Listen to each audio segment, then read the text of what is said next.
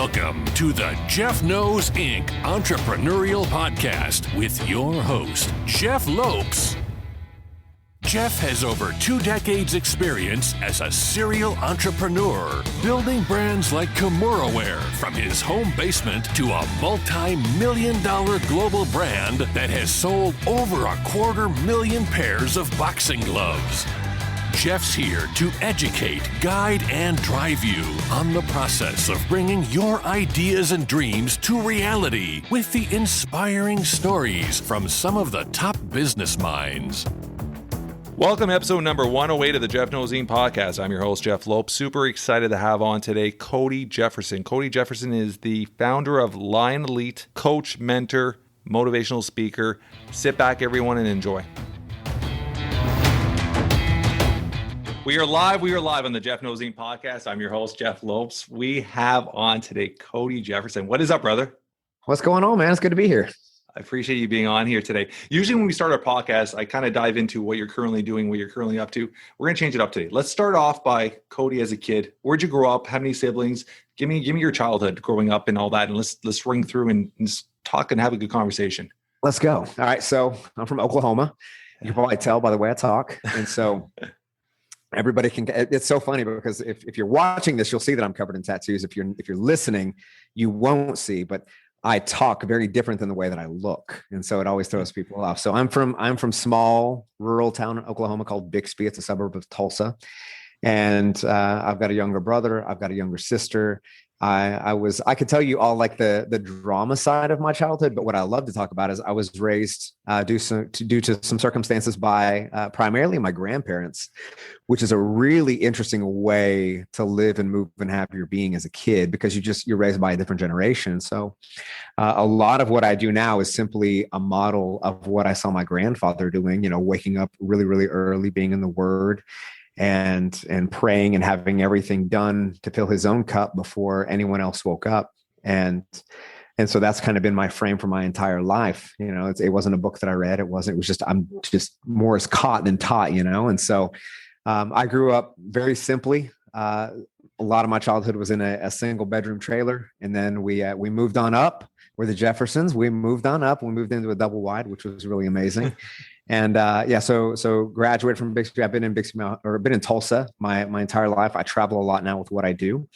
Got into occupational ministry at 19 while in university and while also getting my barbering license. So I'm a guy who has a lot of pieces of paper. I was in occupational ministry for 13 years, transitioned into the coaching consulting space around 4 years ago. And now the whole tagline is helping good men become great and helping great men create movements.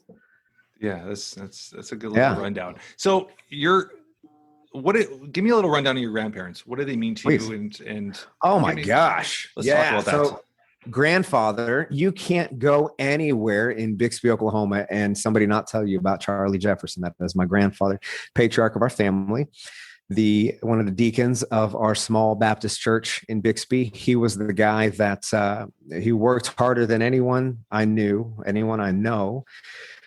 He set the bar. Was he perfect? No, right? Nobody is. And you don't know that until you get older yourself and you start to recognize, okay, there were some things here that made him human. But back then he was just Superman.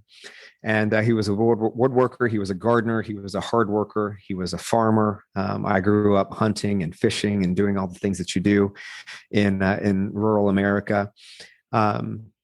He was the guy that had a prayer list a mile long. He's the guy that every kid wanted to be around. I just remember he was just a magnet for kids. Kids loved him. Everybody knew him. He's the guy that we had a garden, quarter-acre garden growing up, and he would take food to everyone. My grandmother was always preparing meals for people. He was always at the hospital praying for people. Anything anybody needed, they were always at the church, always serving. My grandfather was a president of the Oklahoma Gospel Singing Association. My grandmother played piano. Second to that, I started piano when I was, I think, 7 years old. And so there's not a moment that you couldn't call on us and we could sing in perfect 3-part harmony. That was just what we did. And I was the kid reading shape notes at 9 years old. For your listeners, you're like 2 listeners that know what shape notes are in gospel music. And that was the frame, man. That's how I grew up. We grew up fairly simply. We always had everything that we needed. I was the kid. My brother and I, we had bicycles that we rode the wheels off of. We were gone in the summertime from dusk until nighttime. You would catch us in the creek, catching crawdads and catching fish, and that's all. Like that was it. That was all we did. But wasn't it such a good? Wasn't it such an? I know, but wasn't it so such good, man? That was so good. I was having this conversation, Cody, with the other day, and yeah, I mean, it's a different time zone, right? I mean, I got a Sure. 12-year-old and 14-year-old, and allow them to actually physically cross the street. We're watching them now, which is crazy. And as a kid, when I was 9, 10 years old, I came from a blue collar family. So my dad was working Ford Motors. Sure. My mom had a 9-to-5 job. I would come home and I would literally let the dog out, grab a peanut butter sandwich, get on my bike and go play ball hockey or go play baseball. That's what you do. And you were gone till dark. And nobody questioned. And no cell phones, no calling. No. The odd time you would go to a friend's house and call your parents to tell them you're going to be a little late or something. Yep. But it was just, you're outdoors all the time. And I've actually transitioned that into my kids. My kids, if you watch their videos, we're outdoors all day. My kids don't play video games. Same. Oh, so my son, he's 6. His name is Stetson, like the cowboy hat, Stetson Foster. And so he's either that's a name that can go from, he could be an actor, a doctor, or he could be a professional bull rider. You just don't really know. Yet Stetson, it's a strong name. So, but we're the same way. We love to be outside. You know, if it's spring, we're catching turtles. If it's winter, we're out, we're doing whatever we need to do to stay outside. Yeah. So we're the same way. We love it. You know, it's our frame. It's how we grew up. His mom, who is, just one of my dearest friends, and his bonus dad. Some call it a stepdad. It's bonus dad. Yeah. They grew up the same way. So we all have the same experience, right? So we're together all the time. Yeah. And so it's nothing for us to be, at a bonfire at their house, or we're at the farmer's market on a Saturday. It's just a really beautiful way to do life. It's a simpler way to do life. And, a lot of what I do is fairly hooked up. I travel a lot speaking, I travel a lot consulting. And so to be able to have a home base that is secure, a little bit, very grounded and simple is nice. Yeah, 100%. And I think you need that when you're so, like myself, I'm just always go. And my wife's a pure opposite. My wife wants the simple life. My wife says every day, honestly, Cody, my wife, her saying is, if today didn't change, it was a good day. There you go. She needs a very simple, relaxed. It's all about the family. It's all about building memories with the kids. So it gives it a nice balance coming home to that, right? Sure. So let's talk. There's so many areas I want to go with. Tattoos. What age was your first tattoo? What was it? My first tattoo, it was a tribal sun on my back at 18 in 2002. Here's the deal. Like a couple months after that, I got a tribal band that's now covered up by a half sleeve. I'm fully sleeved. I've got hand tattoos, knuckle tattoos, neck tattoos. If you're listening, like I look like I just rolled off of Sons of Anarchy. It's a lot of tattoos. But my first tattoo was a tribal sun, and then my second tattoo was a tribal band. You could not get more Nick Lachey 98 degrees than me. It was a whole vibe. Do you realize I was going to go there, but I didn't want to. Listen, I got every boy band tattoo you could. Yeah. Down to like the Chinese symbols on my lower stomach. I'm just a walking cliche, Jeff. That's what I am. I'm a walking cliche. When's the last tattoo you got? The last tattoo that I got was about a year and a half ago, and I got a lion head that covers my entire stomach. Very, very and cool. So, it's, just on par with the brand. I have a lion head on I got this years ago. Yeah. Very, very cool. Very, very cool. Yeah. So fatherhood, let's talk about that for a bit. I'm in it. We can talk about that all day. Where's your mindset with fatherhood? Like, what is your purpose as a dad? What is your meaning? What are you trying to teach, lessons you're trying to teach your kid? There's so many angles we could go with it, but let's just talk about your son and the impact of what he means to you, and how your life altered or changed when he was born. Oh my God. So this will make me emotional every time. So we just need to prep for that. My son is my guy. He is the reason for everything that I do. He is the reason that I answer the question every single day of what needs to die to me to become the man that I said that I would be. Every week I go to counseling to work on me. I have coaches, I have counselors. Like, I am so knee deep in personal development. And it's because I recognize that if I don't transform pain, I transmit it. We all do. We all have generational wounds that we pass on if we don't do the hard work of transforming them. And so he is the driver. He is a driver for like what's possible. If there was one thing that I could share with my son, if there was one thing that I could help him understand as someone who I'm a 3-wing 2, I am an ENFJ through and through. I am a true extrovert. But with that, because of, again, I was raised primarily by my grandparents, there's some reasons for that. And there's some trauma around that. And we can get into that, but one, it exacerbates old wounds. And two, like, that's not the frame that I want to focus on. Yeah.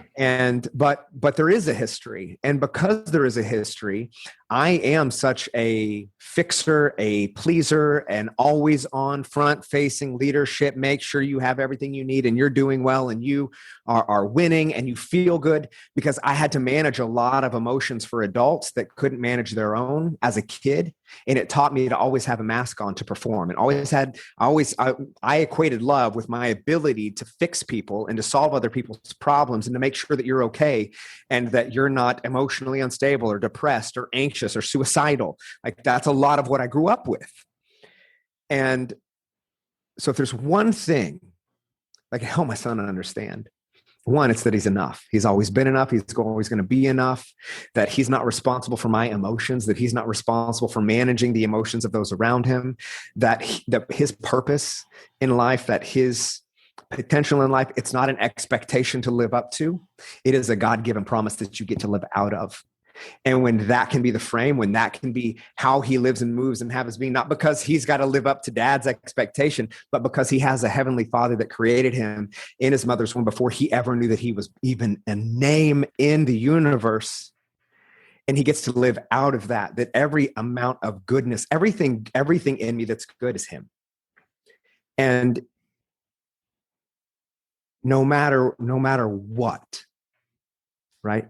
Like, he is not the result of, when I was a kid, I'll share a little story with you. When I was a kid, I stole a piece of jewelry from my grandma. I was second grade. I was in love with this girl and I needed to get her something to solidify the deal. You know what I mean? Like, listen, we were watching Neverending Story at the YMCA in second grade, our fingers crossed.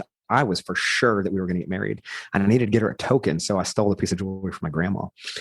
And being from small town Oklahoma, I was a really good thief, left it in my jeans pocket. My dad found it, asked me where I got it, said my grandma gave it to me. He marched me right over to my grandma's, which is about 5 minutes away, to confront it. And so he said, you need to go talk to your grandma, Nanny. This is that's her name. And my grandfather was Pappy. And so I go to talk to my nanny. And so we have this conversation. I don't really tell her I took it, but I kind of insinuated that I did, enough at 8 years. Like, let me listen, I told you, even though I didn't tell you. And so we go back and she asked my dad asked her, did he tell you? And I'm like, yeah, I told you, but I didn't. So she says, no. And I'm like, you didn't have my back. I said, I'm scared. My grandpa's there. Pappy's there. My dad's there. You don't want that in small town Oklahoma. You don't want to lie and have both of the patriarchs there. That's a problem. And so my dad said, I'll always be on your side if you tell me the truth. My grandfather then took me in the bedroom with him. And I don't know what's going to happen. I don't know. I'm praying. I'm not sure what's going to happen. I don't know if I'm meeting Jesus today. I'm not sure. And he sat me down. He said, what's your name? I said, Cody. He said, what's your full name? I said, Cody Jefferson. He said, you're Jefferson. I said, yes, sir. He said, Jeffersons don't lie. You lied, but you're not a liar. Jeffersons don't steal. You stole, but you were not a thief. Understand that your name carries weight. No matter what you do in this life, you are a Jefferson, and that means something. And there's nowhere that you can go. There's no hill that you can climb. There's no rock that you crawl under that you get to escape the name, and that you get to escape who you are, and who you are is chosen, who you are is loved. And that stayed with me. And if there's something that I want my son to know, it is that he's chosen, that he's called, that he's equipped, that he has everything that he needs, that he doesn't have to live up to the expectation of anyone, that he just gets to live out of a promise that was created for him before he was ever born. Yeah, that's powerful. I mean, it's crazy. You truly understand unconditional love once you have a child. Oh my gosh. And I grew. Yeah. It changes your mindset. It changes your perception. It changes their wins. Yeah. Magnitude, your wins so much more. Yeah. Now, Well, go. I was just saying, you just recognize too that like your parents can internalize it like they didn't do a good job when you do things differently, but it's not that they did. Like, I had a great dad and great mom, right? There were things that they did, and there are ways in which they live and move and have their being that I want to emulate, and I want to be the kind of dad that my dad is in a lot of ways. And then there are other ways that like I learned that like I want to do things different. And so also giving yourself the grace to recognize like, I'm for sure gonna like jack him up somehow. I don't know how, but for sure, like there's something I'm gonna do something that's gonna mark him or like create some sort of thing that he's gonna have to work through. We all do. And so recognizing my job isn't to be perfect. My job is to be present. And my job is to recognize that in everything I'm doing, I'm shaping a human. Like in everything I'm doing, I'm informing his personality. I'm informing how he deals with trauma. I'm informing how he loves. I'm informing how he receives love and how he receives affirmation and how he sees himself as valuable. And whether it's contingent on what he does or how he acts or who he is in front of people or who he is behind closed doors or how for so many, like how he shows up on social media, smile, the camera's on, smile, this is going on. Hey, I need you to suck it up. Hey, we're in church now. Hey, you're in school now. Like, is he trying to live up to an expectation? Everything we're doing is shaping 100%. Their personalities. And so one, giving yourself some grace that like, okay, I don't have to be perfect. I have to be present. But two, also recognizing what am I carrying into this conversation from my own childhood that I need to let go of, that I need to work through, that I need to transform so that I don't transmit it to him or her if you have a daughter. Yeah. And I think it's powerful that, I mean, that's something I you want to call it preach, but I push to a lot of the gentlemen I speak to is being aware of how important we are as indirect mentors to our children. Yeah. And it happens every once in a while. You slip and you forget and you go with the daily motions, and then something hits you in the face. You're like, holy shit, like that happened. I'll give you the simplest little example that happened not too long ago. My son plays baseball. Incredible little story. Like I said, when he was born, whole right side of the body had no function because his brain has so much damage. So he learned how to do everything with his left hand. Eventually, with all the exercise and therapy, now he's being able to bounce out. But he learned how to do everything with his left. So he became this little left-handed pitcher, and an incredible little left-handed pitcher. So we were at a facility. Dad's playing back catcher. We're there. He's doing a bullpen. Incredible little bullpen. We're gunning him, and he hit 55, 56 miles an hour, and we're gunning him, and everybody's watching because everybody loves him there because he's so little tiny. Everybody's just this sweet, sweet soul. And these two boys come in, and they're both, my son's 12 and they're like 14, 15, never played baseball. This is a pretty high athlete facility. And these boys just wanted to do the batting cage. So they go in there doing the batting cage, and they're watching my son. And when we're done, they're like, hey sir, can I use your radar gun? I'm like, yeah, cool. No problem. So I passed them the radar gun. They went into another bullpen. They're just two kids, high school kids playing around. They're pitching, and they come back and they're like, thanks for using the gun. I go, what'd you guys get? And one of them's like, oh, I got 38. And the other one's like, I got 41. My reaction was like, I'm so proud of my kid, proud daddy. I'm like, oh, this little 12-year-old's got like 50, hit 55 or whatever today. And they're like, oh, that's awesome. So we went to the car. We're driving home. My son's super quiet, 12-year-old, super, super quiet.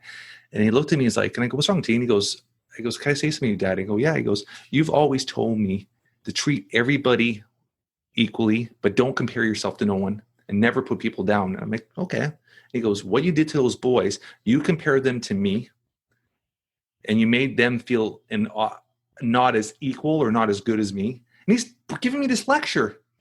And I'm like, that was an indirect, this is a 12-year-old giving me this lecture. I didn't even know what to say. I was just like, wow. Yeah. And it's powerful because it's something simple like that, but it's just how we're constantly indirectly mentoring, whether it's good or bad. We have to be aware of those things at all times, right? Which is pretty amazing, pretty powerful. And this is it's awesome. So do you have full custody of your son, or is it shared custody? No, we're joint. Joint custody. Yeah. So you'll see me with him pretty much every day. That's what I'm saying. Yeah, I see the pictures. Yeah. So we are. It's so funny. Like, so his mom, myself, and his stepdad, we're all like super close friends. We live 5 minutes from each other. Was it always like that? Like, did that build? No, like, no. I know that's like it's, like a year ago, maybe. Yeah. Like we were great, then we weren't, and now we are again. It took a lot of work. It took a lot of humility. It took a lot of ownership. A lot of it on my side, and a lot of recognizing again. So, like full disclosure, I'm 37. Yeah. My parents divorced when I was 4. I've never had dinner with my parents. I've never shared a meal with them together. They've never been in the same room together. I've never actually heard them have a conversation together. Wow. Yeah. And unconsciously, I was creating that. I didn't even mean to. It was wild. And so again, like it was my counselor. It was like slowly, gently, like, hey, like you recognize that you're doing this.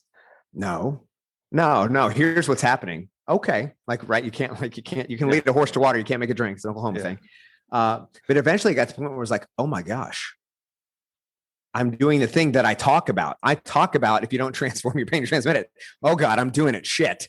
Yeah. And so there was a lot of humility, like, hey guys, I'm messing up here. This is me. And there's like, it's us too. I'm like, well, sure. But like, no, I got to own this. Like, this is me. And so when you can have that kind of healing and recognize like so many dads, moms too, I would say, but like, I'm going to talk from the dad perspective because I'm a guy. Yeah. I'm not a mom. When there's another guy in the picture, when there's a stepdad, like we get really defensive because of custody. Like they're with your son or your daughter, your kids as much as you are, sometimes more. Yeah. And it can get really, really defensive. It can get territorial. Yeah. And you can spend your whole life fighting battles of no eternal consequence, just creating consternation, frustration, anxiety, and trauma for your kid. Or you can recognize, you know what, this is a really, and not all circumstances are created equal, but what I recognize is like, I actually really like this guy. Like he's a good, solid human being, and he loves my son like his own. And so we can keep doing this, or we could recognize that we're partnering up to raise a young man together, and, you know, 2 heads are better than 1 and 2 perspectives are better than 1. And we both have the same vision. We both have the same moral compass. We both have the same code of ethics. We both have the same spiritual practices. We both have the same drive. Like, let's do this together.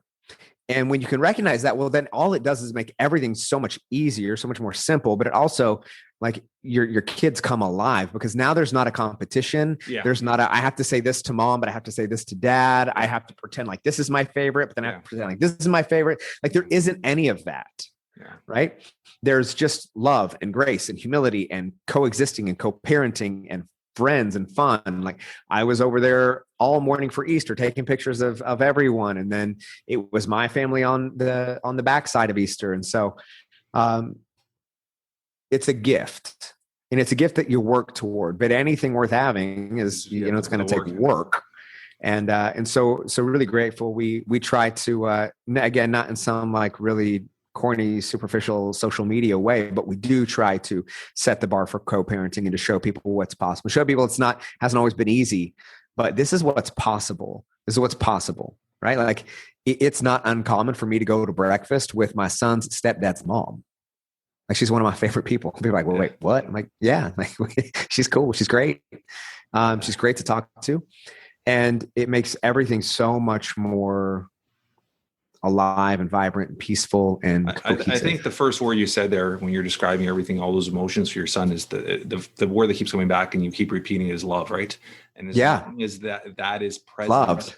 On every angle, everything else works its way around. Yeah. Because it's collaboration now. It's not 100%. It's not competition. It's not 100%. Competition, right? Are you in a relationship now? I'm not. Okay.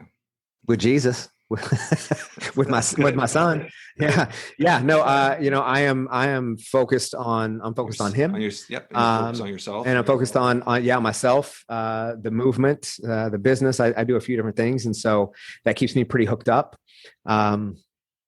And that's my focus. Yeah. What does music mean to you? You said obviously it was a big part growing up, and Music. Gosh. And I do see it's a big part still of what you do. So let's dive into that and go through the journey of your music.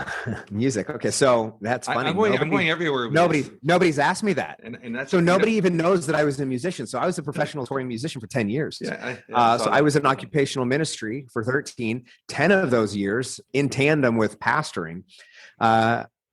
I traveled the country. So I was a session musician. So I cut guitar and piano tracks for a few different studios. I traveled the country as a worship leader, supporting artist, and for a few different CCM artists. And then was also a worship pastor for my local church, and was in a few bands, traveled the country, and traveled, did the whole conference camps for the church side of things. And then I was in a few what we'd call bar rock or red dirt country bands. Yeah. And so kind of ran the gamut. Music is like breathing to me. Singing, playing. I just do it for fun now. So I don't gig. I don't have time. Or I say that I don't make time for it. It's not a priority to me anymore. Right. Yeah. But man, music is life. I love worship. I've been really, really fortunate to be able to be connected to some of the greatest worship leaders and pastors and writers of my generation, even the generation before me. Some that you'd know really, really well, and some you've never heard of.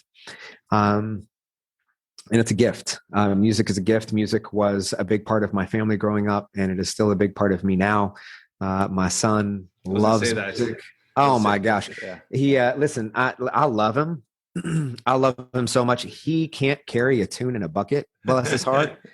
I'm going to go ahead and say it on the record. He gets that from his mom. But what he also gets from his mom is she's a dance coach. And that kid has got moves like Jagger. I can't dance. Listen, you don't want to see me dance. It is literally so stereotypical and such a cliche.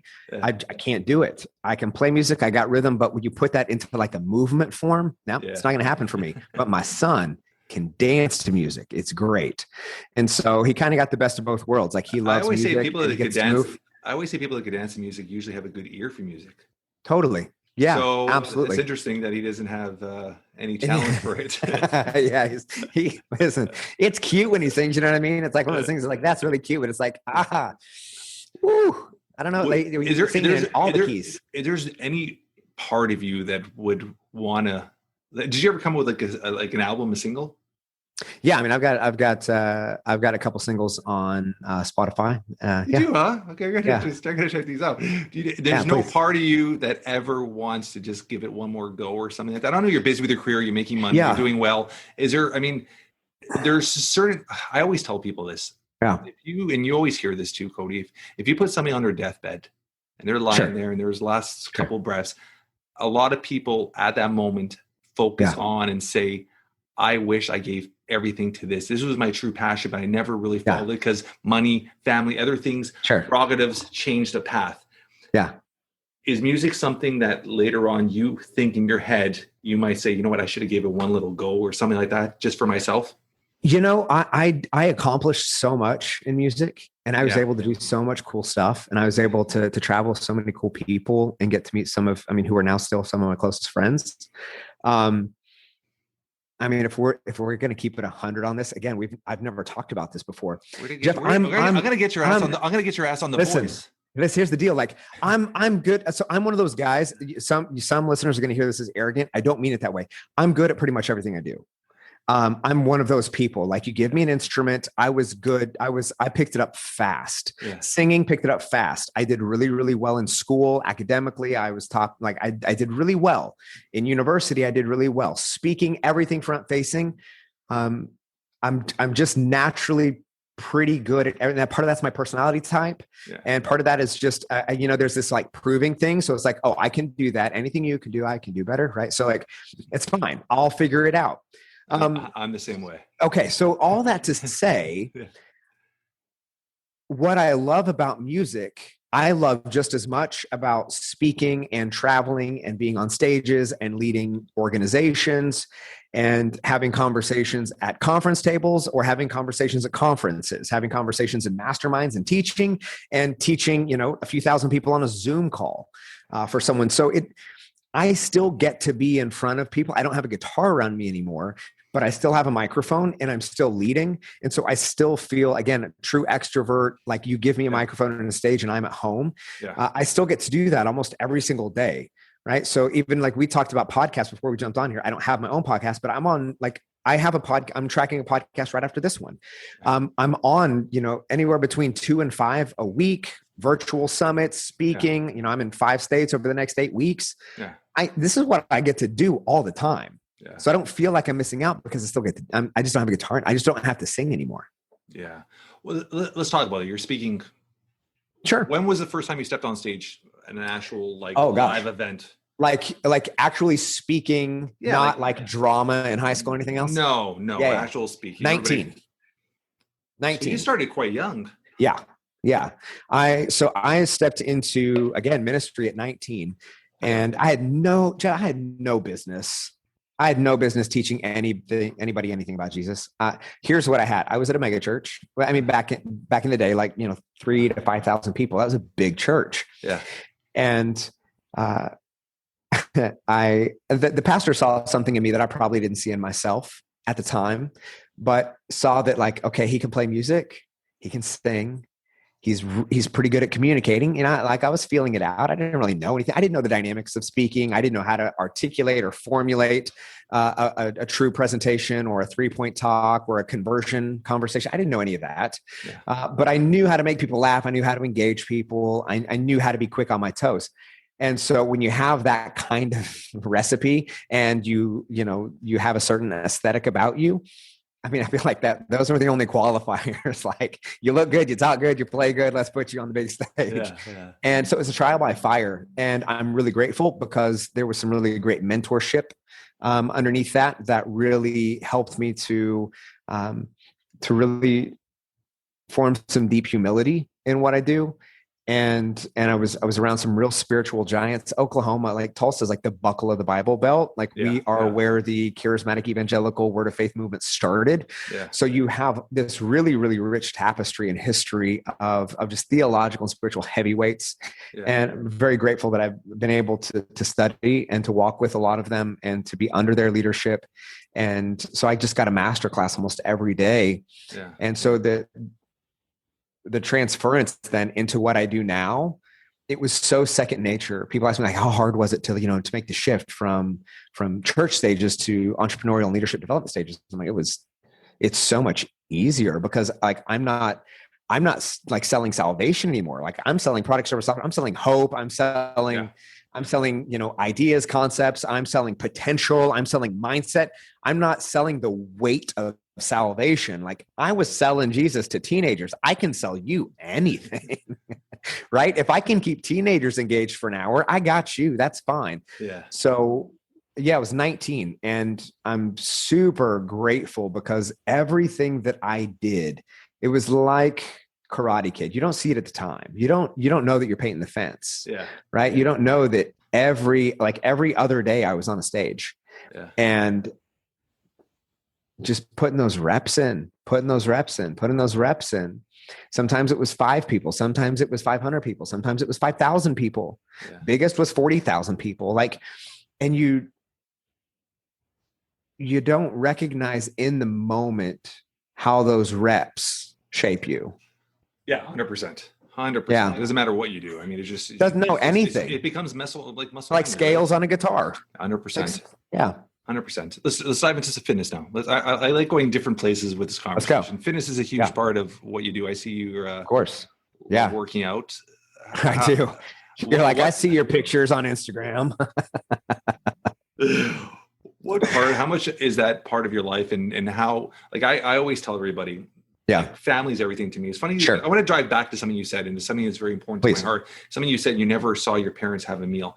11 and a half years ago, when my son came home, I changed a lot of my life. And I was that entrepreneur that was working crazy hours. I was never home. And that changed, and that put a focus and a purpose of where I needed to be. And for the last 11 and a half years, dinner time is a special time for us. I'm home every day for dinner. Every day, Monday to Friday, I'm home for dinner. And I find, and it's something me and my wife discussed at a very young age with our kids, where we wanted the dinner table to be that comfort spot, that open dialogue. So that dinner table from day one was an open dialogue, to have an open conversation with the meal. Now my daughter's 14 in high school, coming home and sitting there telling us stuff that most 14-year-old girls wouldn't tell their parents, because she has that comfort zone. Trust. So I think that is something that I hold very close to me. And I think that's something that's very powerful for a lot of people to understand. With yourself now, going back to fitness. Yeah. When did that become a big part of your life? And has it always been a big part of your life? And give me your routine, and what do you do to take care of yourself? Oh, okay.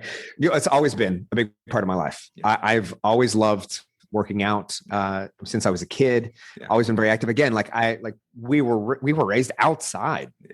All we did was play outside, and so that lends to its own level of fitness. When you're always running or on a bicycle, or you're lifting things, you're climbing trees.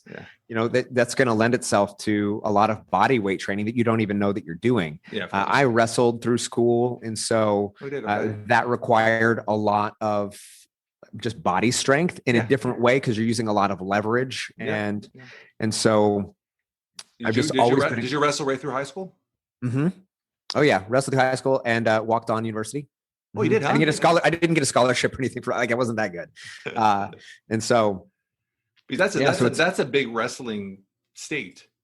Oh my gosh. Massive wrestling state. Oklahoma it's known for wrestling. 100%. Yeah. 100%. Yeah. We love it. And so, that was my wheelhouse. I got really into CrossFit for a while, got certified in CrossFit, then got my NASM just for fun, just because I've got a lot of pieces of paper. I just love collecting pieces of paper, apparently.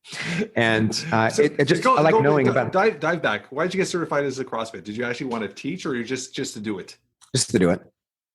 So here's the deal. Growing up, my grandpa, he could just do anything. It was crazy. And some of that was just because we had to, we didn't really have, again, we don't like dirt poor or anything, but we just didn't really have a whole lot. So you just learned to do stuff. And, I just grew up wrenching on cars. I've been I've been a mechanic for almost 20 years, been a licensed barber for close to 20 years. We're going to talk about that in a sec. Let's go. So my grandfather, I just remember a conversation. We were in his wood shop. And I was sanding. I was probably sanding a birdhouse. I don't know. I'm just assume something like that. Yeah. And he said, never stop working with your hands. He said, there might become a day when everybody and their brother has a degree, and they're not going to be worth anything. And what's going to be worth something is people who aren't afraid to get their hands dirty. And so I just took that to heart. I've always been somebody that, I work with my hands less now. And that's actually been, Jeff, a really big reframe for me, because for a long time, a lot of my brand was very much motorcycles, garage, wrenching on stuff. And now a lot of it is being on airplanes and traveling a lot. And I had to really reframe my whole mindset around the fact that okay, just because I don't do as much with my hands anymore, and I travel more, and I'm living what we could just a higher, just a higher end lifestyle. Yeah. That I'm not disrespecting, I'm still a Jefferson. I'm not disrespecting my grandfather or my dad, or I'm not disrespecting the fact that we come from blue collar, that I'm not as blue collar anymore. That was a real mindset shift for me. And I would say probably for so many of your listeners, that we grew up in a certain way. And then you feel guilty. I can't ascend above this, because if I do, then am I above them? And I don't want to be above them, because I can't outwork them. And if I'm not outworking them, can I make more than them? Because that doesn't feel right. And you have to work through all of these paradigm shifts, new levels, new devils, they say, and it's true. It's real. And so, I love working with my hands. I love getting dirty. I just don't do it as much anymore. It's funny you're saying that. I mean, I'm coming from the same mindset. My dad, European, he could build a house. My dad I came from a European family, but my dad would cook more than my mom. I grew up in this whole different dynamic where, even though I'm busy, I go, but I love cooking. Anything to do with my house. Yeah. I rather take my time and spend 3 months and do it on my own than pay somebody to do it. I find that joy of still hands. I could build anything myself. I could do anything electricity wise. And I've learned it all off my dad, seeing my dad when I growing up. So I love physically still I have a 79 Camaro. I rebuilt it myself. Like, love it. I love physically doing stuff like that because, and I'll take my time. I'm not going to rush on it. I'll take my time. Sure. But I love still getting my hands dirty. So I appreciate that side of it. Right. It's just, but I'll only do it for myself, and it'll be a little fun project on the side, but I love still physically. I think that's something so powerful, being able to build something with your hands and be able to do it. So give me an understanding where you went with that conversation, saying your brand was motorcycles. What do you mean by that? Give me a little understanding of that. Oh, I was very, very connected to that side of myself. Like, a lot of the pictures that I would post would be of my garage, of like my wall of tools, all of my motorcycles that were in pieces. Cause I when I stepped out of occupational ministry and stepped into coaching, like, it wasn't some like 6 figures in 6 weeks dream. You know what I mean? It's not like all the stuff they market on the internet. Yeah, of course. Like, I was doing everything that I could to just make ends meet. Which is most coaches.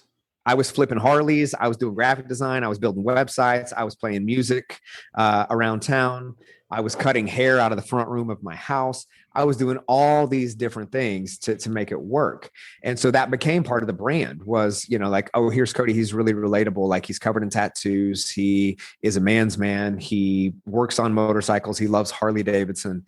And I still love those things and do those things.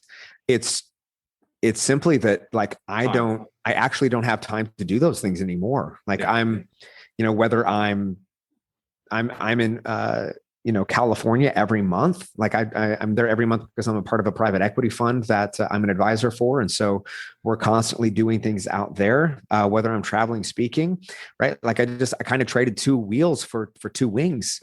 Now that things are open back up. Yeah. When did you become part of that equity fund?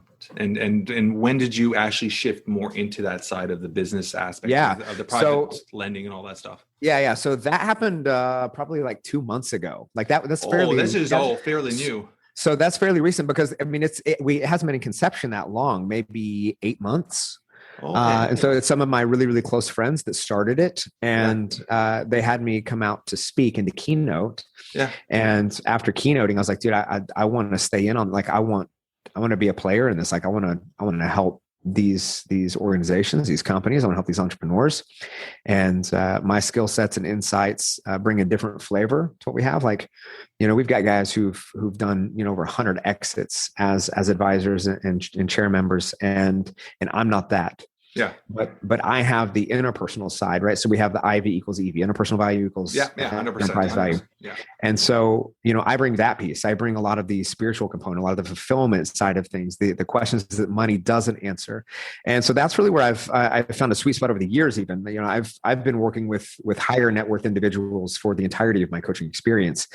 It's typically not the, let me help you make your first 10K. It's like, okay, when we're scaling multi 7 figures to 8 figures to 9 figures to exits, how do we not, sacrifice our soul on the altar of our success? How do we create the infrastructure that grows a team from 500 to 1500 as we scale to worldwide? How do we start to begin the process of, like, the mental, the mental shift that happens as we move towards M&A or,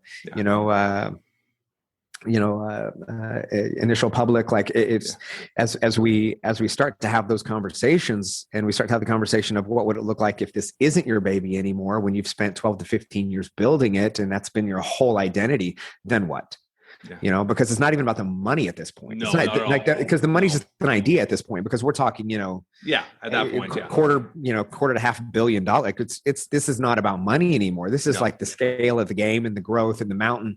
And if the mountain doesn't exist anymore, who am I? Because I climb mountains. That's all I do. Yeah. So helping guys through those conversations, that's what I've done. And that's what even in ministry, like, I was working with, I was walking alongside, guys who were, pastoring very, very large communities and speaking for, traveling and speaking and helping them reconcile some of the questions of their own faith, of their own fulfillment, of, their families and their value propositions.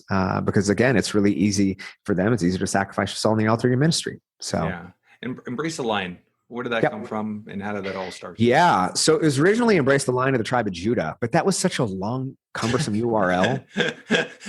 Like, and trying to put that on a t-shirt, it like wrapped around the whole thing. It's like, that's not cool. So embrace the lion, right? So the idea was, and it was a bit crass, but like you're showing up as what we would call like a cat, but there's a different word for it that we won't say on your show. So you're showing up as that, right? When there's a lion inside you. And so the whole tagline was, like, I'm not here. Like, there's a lion inside of you, right? Like, and if you're in a cage, that cage is locked from the inside. That's kind of a nod back to C.S. Lewis, The Great Divorce, that if hell is in fact real, that hell is a gate that is locked, but is locked from the inside. Yeah. And so we are the ones who are responsible any time for letting ourselves out. We just don't, because we would rather stay in the familiarity of what is known and the cumbersome and the familiar than to dare to go into what the promise is for us. Yeah. And so that was the whole MO. When I first got started, I went to my first conference, and I was talking to a guy named Tom Bilyeu, who was one of the keynotes. And my again transition into this space was real quick, because I already knew how to speak. I already knew how to leverage connections. And so, like, when people say, how can I do what you do? I'm like, well, it's not like, I can't just duplicate this, because I had a lot of things going for me. I try to be really front facing with that. Like my transit was pretty quick. And so while I didn't, 6 figures in 6 weeks, within 6 months, I was there. Yeah. And not just a run rate, like collected, like we're now growing. Yeah. But Thomas, he's like, what do you do? And dude, I was so on the spot. I'd never answered it before. I was fresh out of ministry. I didn't know. I had 5 pastor friends take their lives over the past couple of years, which is one of the reasons that Embrace the Lion was formed, was just to really have these conversations of mental health and of fulfillment. And I just said, I had helped pastors take guns out of their mouths. It's evolved since then, because that's not really relatable to a lot of people. But again, helping good men become great and helping great men create movements, that's what we do now. And so we've got a community around 4,100 guys. I work with guys in a group capacity and a one-to-one capacity, and then again on the VC and the private equity your group, your group capacity. How big of a group do you work with? Do you try to keep it intimate still? Yeah. So at any given time, we don't allow it to get over 20. Yeah. And so like right now we're full. And then we'll open different pockets and we'll allow another 20 in. And so we've got a staff, we've got a team, and we try to keep things, again, my whole thing, like, I'm from big church. I'm from the conversation of like, I'm not trying to be Jesus. I'm trying to be John the Baptist. And so I'm trying to equip, and I'm trying to foster leadership, and I'm trying to grow communities. Like, there's group coaching, there's mastermind, and there's movement. I'm creating a movement. Like that's my whole thing, which means that I can't be the guy. I can be that. It's very natural for me. But what I love is equipping others so that we can create like a real multiplication effect. And yeah. I love it. 2 questions. Please. Superpower. If you had a superpower, what would it be? Yeah. If I had a superpower, what would it be? My superpower would be to give people the power of the perception of awareness. That's one that I don't think anybody does or would say. If I could give people the gift of awareness, that would be huge. Outside of that, I'd probably like to fly. If something were to happen to you today, in a few words, how would you want to be remembered, described by your loved ones?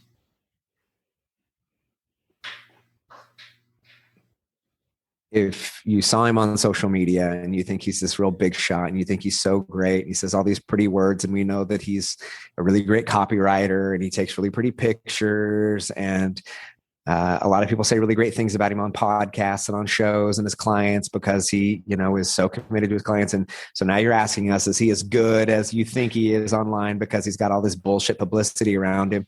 No, he's not. He's better. He's who he said he would be. Yeah. That when I'm with my son, I put my phone down. That I'm committed to helping him see who he can become and who he is, not based off of an expectation I have for him, because I don't. I do, but I don't. I don't want him to be a me. I don't want him to be a version of me. I want him to be him. But that he would say of his dad, like, he sees me, he knows me, he loves me. He knows the hairs on my head. He holds me. comforts me, he challenges me, he holds me accountable. Yeah. He's there anytime I need him. Anytime I call, it doesn't matter what he's doing, he always answers. That if he's on the road, if he's traveling, if he's speaking and I'm not with him, because he'll go with me sometimes, that if I need him, he'll be on the first flight home. That he's not even who you think he is online. He's better. Yeah.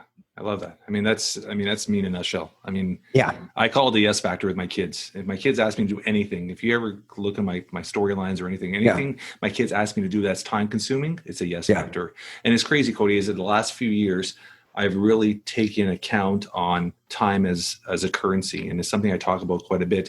And it's even looking at my parents as they're becoming in their 70s and understanding it. So even with my dad, and I say this all the time, where if my dad were to call me and say, Jeff, I need you to help me do this. If it was 5 years ago, I would have said, yeah, Dad, no worries. It's on a Monday. I'll come see you on Sunday. Now, if they called me, I'm there because I don't want to live with regret. I don't want to go home and something were to happen to them and live that regret the rest of my life. Same with my kids. It's that zero regret mentality where you live in the moment, you do everything in the moment, and you take care of your loved ones first. That's the priority. And I love what you said, present, because that's something a lot of dads, and something I try to preach all the time too, is a lot of dads will get home and they're like, yeah, I'm with my kids. And one kid's on the couch playing video games, you're on your phone on the other couch. It's not present. That's not present. Putting your bloody ass phone down and being present. Like, go for a bike ride. Go play cash with them. Go for a walk with them. And if you have more than one kid, if you ever see anything I do, if you have one or more kids, separate them. What I do with my daughter, I'll do with my son. And I separate them and I give them individual attention so they know and they build that memory bank. So one day when you're not here, they have all those memories, not just gifts. They have the memories they're going to be able to tell their kids, their grandkids about all the memories they built with your dad. So I think that's very precious to do that, especially when they're young, because I mean, there's stats out there that says 90% of the FaceTime we're going to have with their kids before the age of 18. And trust me, your kid's only 6. I could honestly feel like I was holding my daughter and she's in high school now. Yeah. Time goes like this. Oh, it's, I mean, even at 6, it's wild how that's crazy. We just got him enrolled for first grade. And his mom and I were talking like, what? Yeah. Where's it going? What happened? What happened? Yeah. Where could our audience get a hold of you? Where are you most present? Websites, all that stuff like that. Yeah. I mean, CodyJefferson.com. But if you really if you just want to chat, right? You want to hang out. You can find me. I'm probably most active on Instagram. Yeah. So you can just shoot me a direct message. It's Cody_Jefferson. I'm on Facebook, I'm on LinkedIn, I'm on all the things, but if we're talking about like where I'm the most present and active, it's going to be Instagram. You can probably find me maybe once or twice a week on Clubhouse, modding a room. It used to be a lot more. And then I recognized it's kind of a time suck. And so it became like a really big echo chamber of everybody saying the same thing all the time. I just want to hear themselves talk.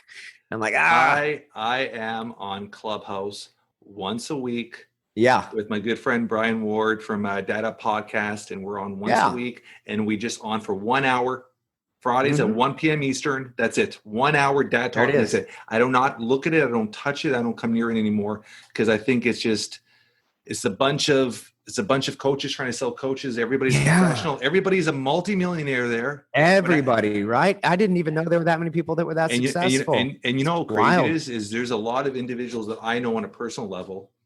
And I know what they do for a living. And then I see they're on parked there for 12 hours a day. So all of a sudden they got 30,000 followers because they're parked there 12 hours a day, which you could build. And then I see their profile and they're like, oh, just exited a $2 billion company. I'm like, buddy, you run a landscape company. Where'd that be you exited a $2 billion company? There's a lot of those. I'm telling you right now, Cody. Bro, you work at the bank. You work at Chick-fil-A. Honestly, Cody, I can't stand that shit, man. I avoid that shit. I know. I completely avoided that stuff because I can't stand that world, man. Yeah. That's what if you go to mine, like my first thing is just like number one dad, that's imposter. Like voted number one dad. I'm like, because I don't get like all of you just like, again, it's fine. There's no like animosity. It's just like everybody is so concerned with like trying to, it's just again, we can be really crass with it. It's just a swinging contest. And it's like, that's all it is, guys. Nobody really nobody cares. Nobody cares. And so it's wild. But yeah, it's just a big circular conversation of like, can I piggyback on this? Can we circle back to this? Hey, can I just add on to this? Oh, I love what you're saying. And everybody's talking over each other. Everybody's trying to get the last word. I'm like, I've never seen so many people just so eager to talk. And I find it's very fake too. I mean, I go in some rooms and I guess I don't have the adequate to be on there because I'm like, if I have to say something, I'll say it, go. And people are like, I'm complete. And it's just this. Yeah. Do you feel complete? Do you feel like honestly, value was given? Like what? What do you mean you feel complete? I hope you don't feel complete after like the 60-second little blip on club. I hope not. I hope that you were complete before. Right. This has been awesome, brother. I appreciate you. Yeah. I appreciate us connecting, and I look forward to keeping our conversation going and our friendship going. So absolutely, anything you need. And obviously when the borders open, you ever head to Toronto, Canada? I'm always the doors are always open here for us to hang out. Listen, you ever find yourself in the Midwest? I got your back. We'll have some fun. Appreciate it, brother. Thank you, man. Absolutely. Thank you.